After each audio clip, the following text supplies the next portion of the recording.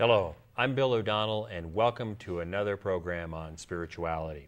Today in the studio, we're embarking on part 2 of our discussion with Brother Brian Dybowski from the Santa Fe Institute for Spirituality at the College of Santa Fe on the spirituality of Ghandi. Welcome back, brother.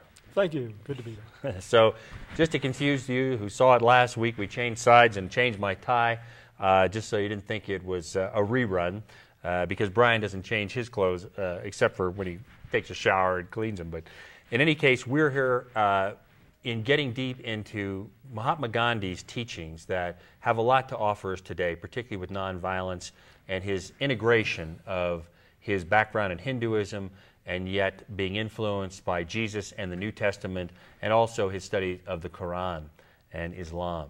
So welcome back, Brother Brian. Good to be here. I also want to give credit to Brother Brian. This was his idea to do that spirituality, and we talked about his life, but tell the people again why you chose to do Ghandi at this time. Well, it seems to be a time when we need more consideration of peace. And Gandhi did that in such a remarkable way that reviewing what he did and what he said about it can be inspiring. Yeah. I was particularly impressed with your comments about him being a good Hindu and growing up a Hindu and then reading the New Testament and being influenced by the teachings of Jesus and Jesus' life and realizing that there were parts of Hinduism that he actually improved for himself by taking action as opposed to just allowing the law of karma to dictate in people's lives. And I thought that was a really important thing to talk about. Carrying on from where we were before, there was also some other things that I noticed in the work that you have developed in anticipation of this 16-hour course that you're giving at the Institute for Spirituality on Gandhi's spirituality, about his reliance on prayer and meditation. Could you talk a little bit about that to get us started? Sure. Gandhi spent many hours of every day praying, meditating, considering in a very deep way what it is that God is, what man is, how the two relate to each other. And it's in this prayer, this tremendous amount of prayer, that he was able to integrate everything that made his life so effective. And I get the impression that he felt that to not pray was almost like what we'd call a sin of omission. Definitely, yeah. Yeah, you see, what he discovered, particularly by his own very intense prayer life, is that what he had been doing without praying had been largely illusion. And that's a big part of the Hindu way of looking at things. To overcome illusion is the whole purpose of life. Mm-hmm. So prayer, as the way of doing that, prayer enables the person to be real as opposed to being fantastic. Yeah. And I know you did a lot of reading and you studied in Rome back in '92 and with an Indian priest and some others, and you've been studying Gandhi ever since. In many of the books that you have studied, was it consistent throughout that your comment about Gandhi stating that he was a Hindu and he was a Christian and he was a Muslim, among others, is it consistent that his action was a distillation of all these teachings? Definitely. What Gandhi did was to accept in a very friendly way all of the important things that the various religions had to say. And he transcended their limited aspect. For instance, you were talking earlier about how he overcame the law of karma, because the law of karma would have indicated to do something good for someone else might interfere with their karma. Mm-hmm. And he wasn't exactly rejecting. How would you characterize that? Yes, he didn't reject anything in Hinduism or in the other religions. He merely integrated all of the good things in all of the religions. And it's that kind of transcending integration, see, which we would be looking at in enough detail for us to pick up on how he did it. Mm-hmm. And in Christianity, I think the predominant view of God is God is love. And yet he accepted that, but he preferred the aspect of God as truth. Could you develop that a little bit for us? Sure. You see, Gandhi had a very clear expression of how all of this worked. He pointed out that too many people consider love to be some kind of carnal engagement. And of course that distracts a lot of people from what love really is. Now, in order to avoid that particular difficulty, Gandhi proposed that God is truth. And the truth is so important to everybody who gets past the adolescent rebellion stage that it's a great way to get started on God. So if you come at God as if God were the truth, then you are so busy pursuing the truth, and you get into the prayer to get at the truth, and then you discover the sense in which God is truly love. Yeah. And yet he had differences with Christianity. Can you outline what they were? Mm-hmm. Yes, very definitely. He was opposed to the notion that Jesus is the only incarnation of God. In the Hindu process, there were several proposed incarnations of God. And because of these various incarnations of God that he accepted, he was willing to say that Jesus was another one. But our position is that Jesus is the only one. Yeah. And Gandhi did not agree with that.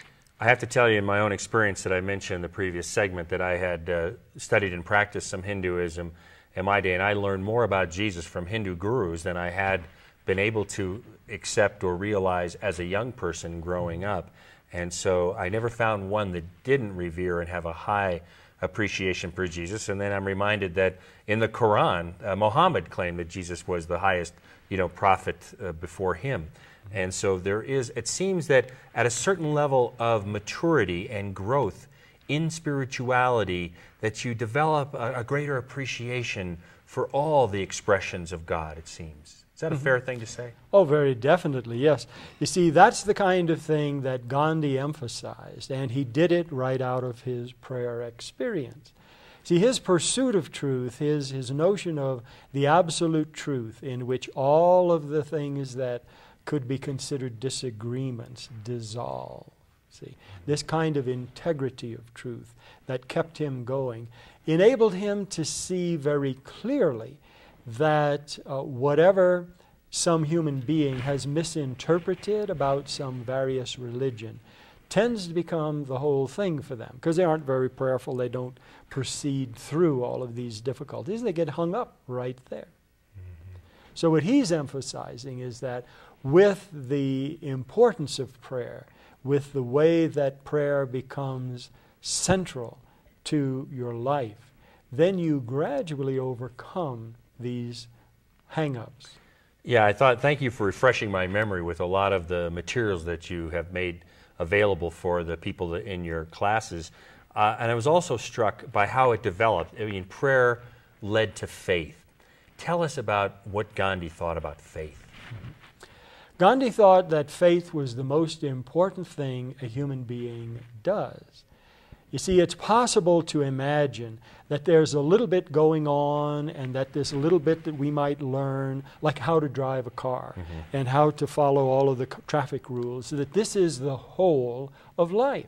And for a teenager, that may be the most important thing, but the teenager rather quickly discovers that there's much more to life.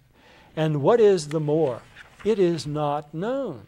And since we do not know in advance what's going to happen next, the only way to approach what's coming next is by faith. Yeah. But he went on, to say how prayer and faith develop. And I was especially taken by how it helps you improve as a person. There's real benefit to this. This is not just pie in the sky stuff. This is, talk a little bit about that. Sure. Yeah, it works a lot better than anything we know in psychology. And since the other thing that I studied was psychology and worked on that through a doctorate program and teach it on a regular basis, it's very clear that what Gandhi was doing and the result in his own personality was greater improvement through faith than anything psychology can offer. And so the way that faith and prayer come together, and then he took it that step further and took it into action, which was truly beyond traditional Hinduism, wasn't it? Right. And you see, this is the way that Gandhi made peace. First of all, he made peace in his soul. See, the big problem here is that I cannot encourage two people who are fighting with each other to lay down their arms and become friends unless that is my primary conviction.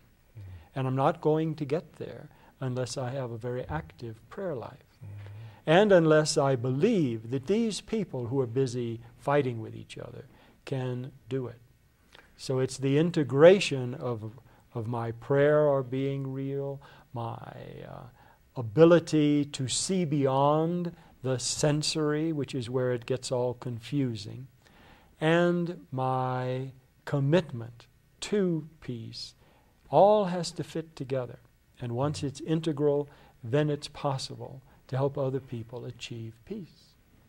So let's talk about that, because he is, most famous, I think, at least in the West, for his stand on nonviolence and how he stood up to the British Empire, in effect, that ruled India for hundreds of years and changed their culture dramatically.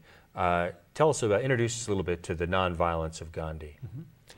Yes, what Gandhi did for the British was to love them and to commit himself in faith to believe that these people who hadn't shown themselves previously to be very peaceful could become peaceful. See, it was out of his prayer and out of his faith that he recognized that if he treated these people peacefully, in spite of the fact that they had made their British Empire by conquest, that they would abandon conquest, that they would quit killing his people, several thousand of whom they did kill in the process. See, it took him over 30 years to convince the representatives of the British government that to enforce, was a mistake, and that what they needed to do would be to make the best use of their Christian background. Jesus came to bring peace. Yeah, listen, if you've just joined us, we're having a conversation, part 2, with Brother Brian Dybowski of the Santa Fe Institute for Spirituality at the College of Santa Fe, which provides courses every summer for the last 18 years. And this year he is teaching a 15-hour segment on Gandhi and his spirituality. And I can tell you from just looking over the material that Brother Brian has developed for the class, it's going to be a remarkable class. There's so much here, I'm just amazed at it. So if you've just joined us, I encourage you also to go to the website at www.sfis.org.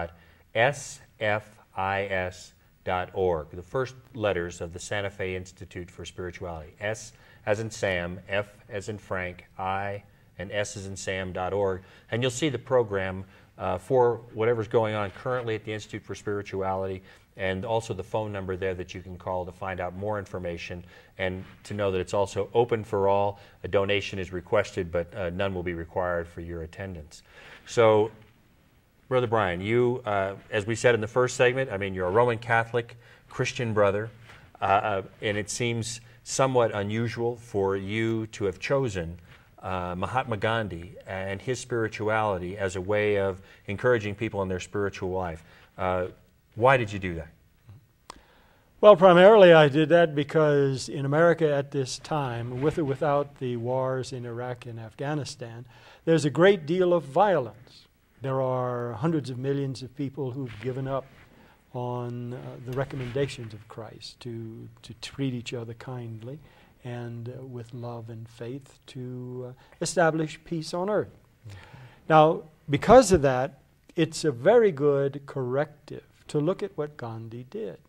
And Gandhi, in this respect, is a much better Christian than most of us. Yeah, I love that when you said that, because it's so true.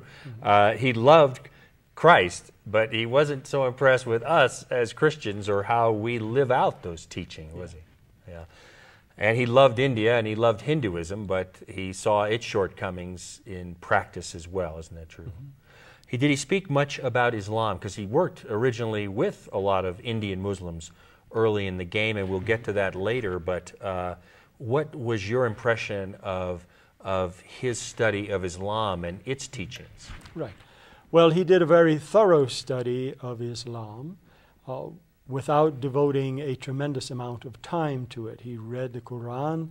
He talked with a lot of other people. Every time that he met with people of different religious backgrounds, he asked to begin with a prayer.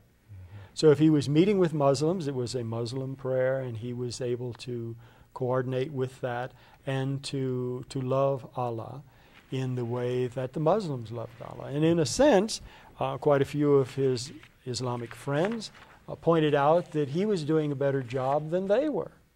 And in this sense, Gandhi was a better follower of Islam than the people who were busy doing that. Yeah. Now, at his time, there were 400 million citizens of India, and 100 million of them were Islamic. So he identified with them in this important way of being such a good follower of Islam. And he thought that that was the basic way to do it. You cannot expect other people to do what you have not done. So if he's going to speak to the people of Islam, he's going to have to become Islamic in an outstanding way. And many of their people acknowledged that. Yeah. And of course, as we know, he was instrumental in the development of the modern India and the independence of India. And although I don't believe he was in favor of the separation of the Islamic states away from Islam, he was still certainly influential in reducing some of the terrible violence that took place as a result of the, say, less than consciousness that was demonstrated afterwards. And that seems to be it, isn't it? I mean, he talked about that in your materials. You talked about consciousness and his reference to it as being divine, isn't it? I mean, in your search for God and his search for God, he demonstrated going beyond his own basic Hindu training to embrace Christianity and Islam and other sects, to develop himself as a better human being for himself, his family, and the people around him. Is that a fair statement to make about Gandhi? Oh, definitely. See, what Gandhi did was to recognize that we are all children of God. In fact, that's the term that he applied to the untouchables, that these are God's creatures, that is undeniable. And as God's creatures, they are his children. God is the Father. So he developed that aspect, which is a part of every one of the major religions represented in India.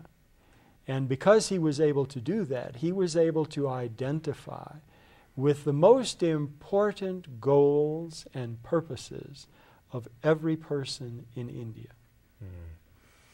And we know from experience, and you did say in the previous segment of how accurate you thought the more famous movie of Gandhi was, and that it was a fair representation of his life, even though it was a kind of a Hollywood production.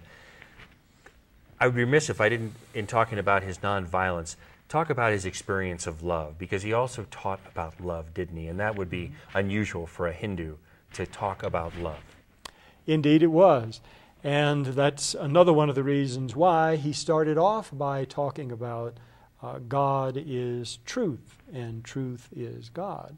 But he developed the notion of love largely because of what he had read in the New Testament, that he was so impressed by the way that Jesus loved people, that he realized this is very important. But he also realized that it is hard to achieve. Now, it's hard enough to achieve a notion of truth, so he came at it that way. But what he discovered is that if he loved other people, it was like shining upon them the light and the warmth of God himself. And under that light and warmth, people began to thaw out, and to raise up, and to begin to get into a relationship to God, which we are all built for. And once he could do that, once he could love other people, then he considered that to be the overwhelming force, that love is the force no one wants to resist. And he applied it even to a Hindu who was trying to choke him to death. He just completely went limp in the Hindu's hands. And he smiled at this Hindu, and he loved this Hindu into quitting choking Ghandi. And that's, so he obviously learned that from Jesus then, presumably. Yeah. And that's the tactics he used in South Africa and in India. And refresh our young people at home, particularly who don't understand the connection with Ghandi and our own civil rights movement here in this country and the peace movement. Right. See, one of the most effective people in helping with civil rights was Dr. Martin Luther King. Okay? And he studied what Ghandi had done, and he organized everything he did that way. And he recognized that those people who are really committed to achieving the rights for anybody who's being oppressed is going to get into the love dynamic. Mm-hmm. And if the person does it by loving the people who are setting the hounds upon them, by loving the people who are bludgeoning you to unconsciousness and some to death, see, to love the people who are going to lynch you because you're doing something uppity. See, it's this love which will make the difference. Yeah. I think it's interesting that this Hindu studies this Jew, Jesus, who creates Christianity, and then Dr. Martin Luther King, the Protestant minister, studies this Hindu man to affect these changes that have really changed our country in our lifetime. Yeah. See, anything that you want to get done which is positive needs to begin and to unfold in a positive way. And the most positive of all is love. Yeah. And yet, we still have a long way to go, don't we? Well, individually, yes, we are straggling behind. Yeah. Right. Yeah. Why is it that that people today are not taking the lessons of history? I mean, you've been a teacher at every level, at high school and college, for many years, and you've seen young people come and go. Mm-hmm. What is it? Why is it that people aren't learning from these great men and the work that they've done, and women who've struggled and died, you know, for future generations' benefits? Well, people today are making the same mistake they made in Gandhi's time, and that is that they take the loudest for the most important, and the most flashing, most attractive visual array as if it were what really counted. And these things are, for the most part, illusions, fantasies, which have no value whatsoever. But for someone growing up with them, particularly a poor kid who was parked in front of a TV set, you know, they've got nothing else to go on. So what Gandhi asked these people to do would be to forsake the sensory. See, that is the enemy. And he wrote beautiful things about that, some of which are quoted here, and some of which we will look into. Right? But the point is to get over the sensory illusions and to go to what satisfies. And for this, Gandhi would recommend to the young people who came to his ashram that they consider the results of all of that sensory activity. Pain, sorrow, it failed to fulfill. Now, what really would fulfill is going to be something beyond the sensory. Right. And Hinduism talks about the illusion, the Maya, the illusion of life, and the New Testament talks about, you know, seek first the kingdom of God, and all things will be added unto you. And those are true, aren't they? Right. And so that's, I guess, the point of what we're doing here today is sharing with Brother Brian Dybowski of the Institute for Spirituality. To the whole purpose of Spirituality TV is to encourage you in your spiritual life, to recognize its importance in your life and not to be overly distracted by the things around you. And I believe that's why the Institute for Spirituality is here, and other such groups and organizations, so that there are opportunities for you to get with like-minded people. Leave your friends behind who don't want to be a part of your growth, and don't be distracted by what the media is calling you to do, with perhaps the exception of this program and others who are trying to go beyond that and using the very medium that's probably one of the #1 distractors, at least in our culture. You know, in the few minutes that we have left, Brother Brian, what else would you like to share with us about Gandhi and his importance today, and why it's important to study him and others and the New Testament for developing everyone's lives?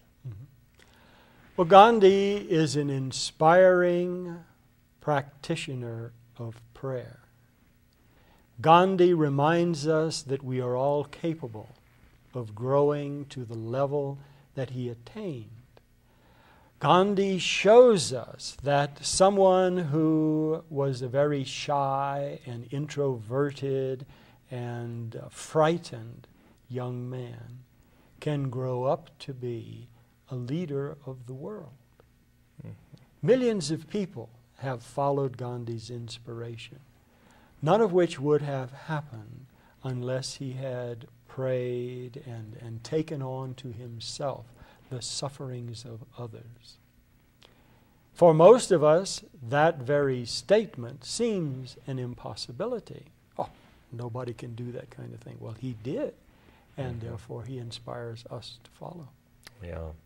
It's so true. I mean, just the things that I've gotten to refresh my memory about and learn thanks to you and preparing for this segment, it has inspired me to reevaluate my own life and what's important and how I should be using my time here, because, you know, once it's over, you've missed your chance, so to speak. And your spiritual life is a big help in that, isn't it? Tell us about your own life as a Christian brother. How has your study of Gandhi affected you and your community, if at all? Well, oddly enough, although I hadn't paid any attention to Gandhi at the time, see, I was 10 years old when they assassinated him in 1948. When I joined the brothers, I did so because of the great influence they had on me, a sort of teenager who was out of line, and they helped me get in line. One of the things that the brothers provided was 3 hours per day of prayer, and more on Sundays. When did you do that? Yeah, that was in 1957. But I mean, when did you do your 3 hours? Throughout the day, or how did it work out? Well, we began with a 2-hour prayer session. Okay? In the morning? In the morning, right, including the Holy Sacrifice of the Mass. And then we added a little bit of prayer time in the middle of the day and about an hour later on. So with all of this prayer, I began to overcome the various illusions that were particular to me. See? And I began to recognize, boy, that's a crock. You know, that doesn't fit at all. This is a very distracting aspect of my life, which I have to leave behind if I'm going to grow. So with that 3 hours of prayer, I began to become much more real in my own personal development. And I was able to see other people who came in just as I did, who were growing and developing. And so the community appreciation, see, grew and developed. There were 10 young men who joined the brothers with me, and we progressed, you know, stage by stage. Okay. So all of this was very helpful in becoming more real. Because I remember, I don't mean to interrupt you, but we only have a couple minutes left, but I remember in your studies about communal prayer, how valuable it is to be part of a group, because it strengthens you, you have a chance to share with others, and it gives you more format and discipline in your life that I know from my own life, being alone in the world, you tend to get distracted much more readily, and the discipline comes more naturally when you're in a group. Is that correct? Definitely. That's why he formed an ashram. That's why he laid out all of these very strict rules. And that's why if somebody in the ashram misbehaved, then everybody took on some of the making up for it. And Gandhi himself went on one of his longest fasts because of misbehavior of members of the ashram. And we know that he did it almost to death in the formation of the modern state of India. Well, we've run out of time. I just raced by. We won't be able to cover everything here that Brother Brian will be covering at the Institute for Spirituality, but I encourage you to go to the website www.sfis.org, Santa Fe Institute for Spirituality.org.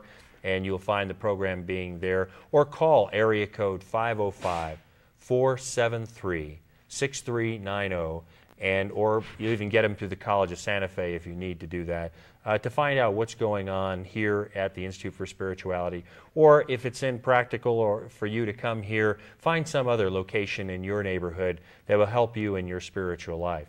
I know it has helped me, and I encourage all of you in your spiritual life. So on behalf of everybody at Spirituality TV, I want to thank you, Brother Brian, for taking time out of your busy schedule to come and share with the folks here, and hope you'll come back again whenever you have some more to share with us. Okay, be glad to do that. Okay, great. So on behalf of everybody here, I want to thank you for watching today, and tell your friends about the program, and stay tuned next week for another program on spirituality.